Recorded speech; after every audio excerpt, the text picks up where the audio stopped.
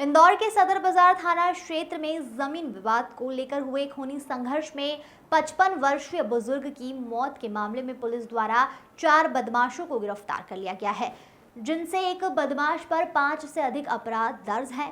फिलहाल पुलिस पकड़ाए गए बदमाशों से तमाम सबूतों के आधार पर पूछताछ करने में जुटी हुई है। इंदौर के सदर बाजार थाना क्षेत्र स्थित अहिल्या पल्टन कॉलोनी में 26 जून को 2 परिवारों में जमकर खूनी संघर्ष को अंजाम दिया गया था, जिसमें धारदार हथियार से गजानंद पुरिया उम्र 55 वर्षीय गंभीर रूप से घायल हो गए थे, जिनका इलाज एमवाय अस्पताल में कराया जा रहा था। वहीं पूरे मामले में प्रकरण दर्ज कर जांच पड़ताल शुरू की गई और वहीं 2 दिन बाद इलाज के दौरान घायल गजानंद की मौत हो गई। पुलिस ने हत्या का प्रकरण दर्ज कर विजय देगाव, संजू और कार्तिक नामक युवक को गिरफ्तार कर लिया है, जिनसे हत्या में प्रयोग हुआ धारदार हथियार भी बरामद किया गया है। पूरे मामले में जमीनी विवाद को लेकर ही खूनी संघर्ष के दौरान हत्या की घटना बताई जा रही है। Bureau report. थाना क्षेत्र में विवाद बढ़ गया था, हत्या में तब्दील हो गया विवाद। सर, कैसे आरोपी को ट्रेस करा और क्या कारण था विवाद का? इसमें ये घटना दिनांक 25 की और 26 की जो दरमियानी रात है, उसमें घटना हुई थी। इसमें रात में 12:30 बजे की घटना है, जिसमें पुलिस को सूचना मिली थी कि 2 पक्षों के बीच में पथराव हो रहा है और चाकूबाजी की भी घटना मिली थी। जिसमें त्वरित कार्रवाई करते हुए पुलिस जब तक मौके पे पहुंची थी, वहां से सभी पक्षकारों को, जो भी थे दोनों पक्ष के, उनको थाने लेके आए थे। उसमें दोनों में मुकदमे कायम हुए थे। यहाँ तक कि गंभीरता को देखते हुए कि कोई ऐसी घटना वापस नहीं हुई, उसमें बलवे तक का मुकदमा कायम किया गया था। उसमें ये पता चला था कि दोनों पक्षों के बीच में जायदाद को लेकर और जमीन संबंधी विवाद है। उनका एक पुश्तैनी मकान का जो संबंध में विवाद था, उसमें मुख्यतः ये बात सामने आई है कि दोनों चचेरे भाई के लड़के थे, जिनके बीच में विवाद था, जो उस पर कब्जा करना चाहते थे। उसमें जो मृतक हैं गजानंद पुरिया, ये 58 इयर्स के थे, जो कि अहिल्या पल्टन के रहने वाले थे। इनको भी जांघ पे और पेट पर, मुख्यतः जो गंभीर चोट थी वो पेट पर थी, जिसमें बड़े चाकू से इन पे वार हुआ था।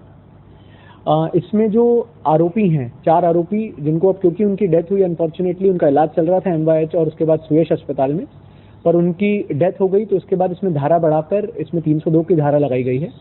और वीडियो फुटेजेस और सीसीटीवी के माध्यम से जो भी लोग उसमें समझ आ रहे थे कि जो इस घटना में शामिल रहे, उन 4 को अरेस्ट किया गया है।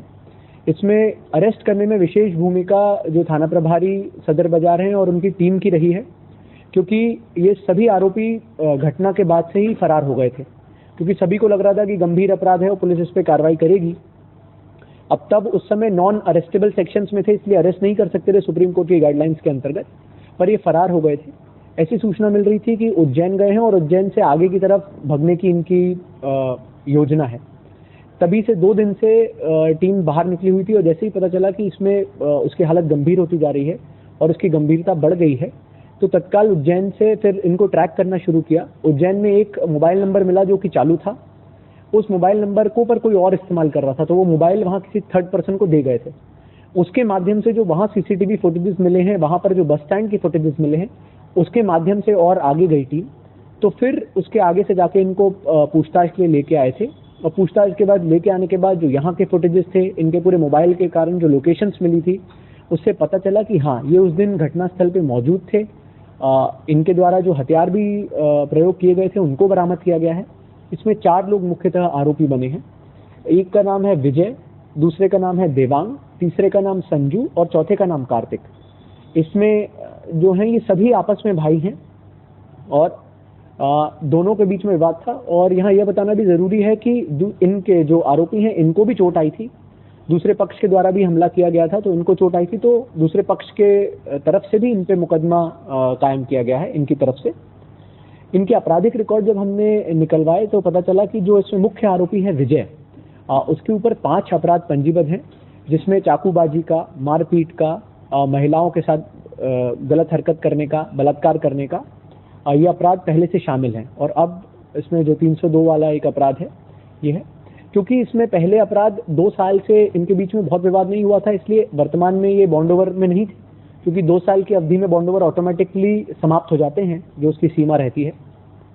पर इसमें आप प्रयास कर रहे हैं कि ऐसे जितने भी मामले हों सदर बाजार थाना क्षेत्र में, क्योंकि ऐसा अमूमन देखने आया है कि जो कंजेस्टेड एरियाज हैं वहाँ पर छोटे छोटे परिवारों के बीच में प्रॉपर्टी रिलेटेड ऑफेंसेज हैं, तो इन सभी लोगों को बुला के इनका या तो 107-16 पुनः करवा रहे हैं, वरना 110 की कार्रवाई, जिसके आपराधिक रिकॉर्ड ज़्यादा हैं उसकी 110 की कार्रवाई हो रही है। इसी के चलते पिछले समय मीडिया में एक वीडियो वायरल हुआ था जिसमें एक आदमी इसी पलटन क्षेत्र में चाकूबाजी और क्या बोलते बंदूक लेके घूम रहा था। इसमें भी क्योंकि उसके ऊपर बॉन्ड ओवर की कार्रवाई प्रचलनशील थी, हो चुका था, उसके बॉन्ड ओवर में अवधि बची थी, तो इसमें न्यायालय में उसकी पेशी हुई और पेशी होने के बाद क्योंकि जो भी सभी साक्षी थे उन्होंने अपने बयान कायम रखे, उन्होंने न्यायालय में आके बयान दिए कि इसने हमारे साथ गुंडागर्दी की है, चाकूबाजी की है, इसने हमें धमकी दी है, हमसे पैसे के एक्सटॉर्शन किए हैं, उसके आपराधिक रिकॉर्ड भी थे। जो आरोपी था जाबिर अठारिया, तो उसको भी 3 महीने के लिए जो इतनी उसकी बॉन्ड ओवर की अवधि बची थी उसके लिए उसको जेल निरोध किया गया है। और जो उसने पिछली बार स्वयं का मुचलका बॉन्ड पे भरा था उसका उसके संपत्ति बेच के या उसके परिवार की संपत्ति बेच के उसको भी उतना पैसा भी वसूल किया जाएगा और उसको शासकीय कर में तब्दील किया जाएगा।